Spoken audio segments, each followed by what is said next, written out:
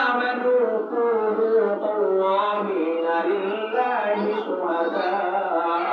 بالقسط ولا يجرمنكم شنآن قوم على ألا تعدلوا اعدلوا هو أقرب للتقوى الله رب العالمين ডাক দেয়া বলে ইয়া আইয়ুহাল্লাযিনা আমানু হে ঈমানদারগণ হে মুমিনগণ হে বিশ্বাসীরা তোমরা ন্যায় এবং ইনসাফের পক্ষে খুব ভালো করে বুঝবেন তোমরা ন্যায় এবং ইনসাফের পক্ষে কিসের পক্ষে সবাই বলেন ন্যায় ও ইনসাফের পক্ষে আমি আল্লাহ তাআলার জন্য তোমরা সদা সর্বদা শক্তভাবে দণ্ডায়মান হয়ে যাও হে ঈমানদারগণ আল্লাহ তাআলা ঈমানদার যারা ঈমান এনেছে আমরা ঈমান এনেছি না